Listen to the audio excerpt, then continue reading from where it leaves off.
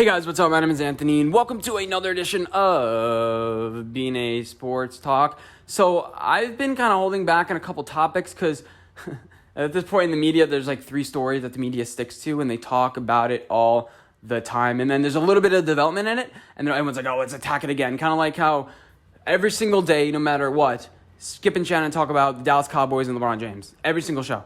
Or whether it was a tweet sent out by somebody farted, like it's kind of disgusting. But before we get into today, I usually don't do this, but, subscribe to my YouTube channel. I've been pumping out some content, at least one piece of content every day, pumping out some shorts, some highlight videos, some comedy. You guys seem to be watching them. Like the subscriber count as far as people watching it is low. Like my actual subscribers, not normal people. But, I am enjoying that. And then listen to this wherever you listen to podcasts. So let's get into it. Let's start off with Julio Jones. So I was watching, honestly, I didn't dive into the film. I'm not diving into a film of Julio Jones. He had 51 receptions this year, like 700 and some change yards, a couple touchdowns. And the thing about Julio Jones, remember his problem was getting into the end zone. I'm very curious to see if it continues to be an issue here. They say touchdowns is like a deceiving stat, but that could be a little bit with, one, the offense not really working as well as it should, but maybe that's Matt Ryan. But it's a part of it, like his breakaway speed, his breakaway talent. Now, I think we've seen a little bit of a drop-off because of the injuries, age. I mean, when he came out of Alabama, he was running a 4.34. And he could beat you at speed.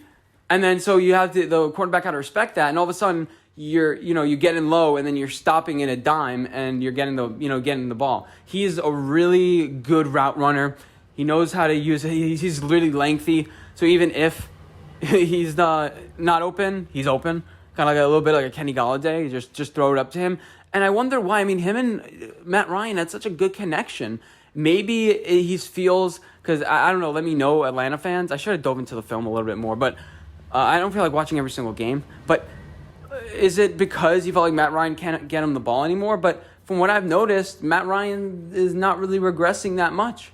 And you have a new offensive coordinator, maybe, and a new head coach, basically offensive coordinator. Maybe he goes, he's kind of seeing the writing on the wall. Instead of working with Kyle Pitts, it's like, I'm now trying to get playing time between Kyle Pitts, Calvin Ridley, and all the other receivers that they have, Hayden Hurst, the tight end.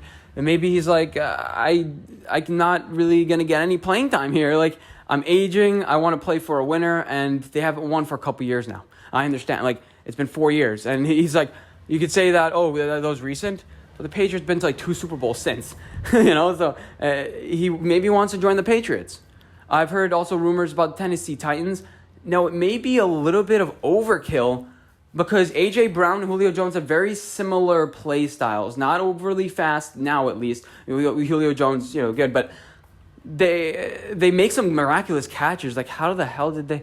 What? Like... just miraculous. Julio Jones, we all know that Super Bowl catch, that one that the forgotten play, kind of like the curse one with Seattle, the play that always gets forgotten. But the dude, they both have really similar skill sets. Now you lost Corey Davis, a guy who's somewhat like Julio Jones as well. You got that size, the physicality, able to break tackles and stuff. But I'm not too sure where the line is now. Is he going to regress now? Because you have to worry about these injuries. Late career injuries, all of a sudden, you're not as fast, and then you have to change your game, So I'm not saying he's going to suck, but you have to change your game a little bit. You no longer are respected for that deep running threat. People always have in the back of their heads, but now especially corners in the NFL, they're getting bigger, they're getting stronger, they're getting faster, they're getting younger. Julio Jones is only getting older.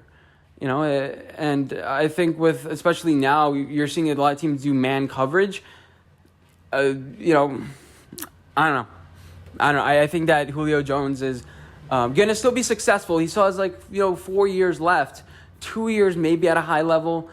But I am worried about that injury. Now, as far as teams, I was thinking about it a little bit. Obviously, the Titans, that would be a good fit. You have that offense with Derrick Henry. You have 2 big guys. You're all of a sudden you're a big offense. You're not a fast offense. You're a big offense. You got to build up the offensive line. Isaiah Wilson. But next, the Patriots. All they have is Nelson Aguilar at wide receiver. I know you like some of their guys. I think Damiere Byrd is still on the team. I think they might have re-signed him. But really nothing else. Nothing else that's like, whoa. And they have 2 tight ends. But if you bring in Julio Jones, I was on that offense, you're like, Mac Jones throwing to Julio Jones. You got the Alabamas, the Alabama guys. And I think that would be pretty fun. I was also thinking about the Chargers. If you were talking about the Giants, by the way, no. I was also thinking about the Chargers. Like, Mike Williams is now in his 5th-year option. Bring in Julio Jones for a couple years. Now, I'm not too sure. It probably doesn't work with the money. I should have checked. Man, I hate myself. But, there's only a couple teams where the money actually works with it. The Titans have $3 million to spend. The Falcons can't even sign their own their guys, so that means they have to trade them. But Baltimore would be nice. You guys heard the analysis. Let's move on to Tim Tebow. Now, I talked a little bit too much about Julio Jones there. I think Tim Tebow is going to score a couple touchdowns this year. I think it's going to be really the dynamic. Their offensive coordinator is Darrell Bevell. He likes to run the ball a whole bunch. He's the one who actually brought a actual running threat to the Lions. That's what they started to stress the running back, the offensive line. It started to work a little bit there, believe it or not. They had some good running backs for a couple years. Maybe the run game as a whole wasn't great, but yeah, I think you have Travis Etienne, you have James Robinson. Now, how does this apply to Tebow? They're going to do some interesting plays. They have Laviska Shenault. They have, I forgot what other wide receiver they brought in this year. Who did they bring in? I keep on forgetting. But they brought in another wide receiver who's good with those sweeps. He's going to be able to be fast, kind of like the guy on the Washington football team now, Curtis Samuel. They're going to be able to do some creative things, help Trevor Lawrence ease into the NFL, get the ball out quick. The offensive line is not great. You have a good center guard combo, but I don't trust their left tackle, Cam Robinson. I don't really trust Jawan Taylor. And yeah, so you're going to get the ball out really quick. You're going to help him ease into the NFL. And Tim Tebow, I'm just very curious to see how the dynamic is in the locker room with leadership. Now, people are all like, oh, how does Tim Tebow get the opportunity? I hated the whole Tebowing thing. I'm a Tebow guy. Like, I go to University of Florida where I'm a Tebow guy. But I hated the Tebowing thing back in 2012. Like, come on, dude. It wasn't God that did that, And it was a little bit too, like, oh, I'm the great. Now, like, it was kind of humbling. Like, he was humbled by God, but I'm like, you have to like, kneel. I didn't like that whole vibe. But yeah, I think Tim Tebow's gonna get a couple touchdowns this year on the goal line. He's not overly athletic, but he's big. He's gonna be able to plow you, charge you, and if he knows the playbook, which I'm guessing he's going to, pretty well. He's a smart player. Just execute the plan and be a Rob Gronkowski. Rob Gronkowski isn't running a 4-2. I can tell you that much. So to Tim Tebow, all he has to do is be the best version of Tim Tebow as possible. He doesn't need to be Evan Ingram, a guy who's fast. He doesn't need to be that.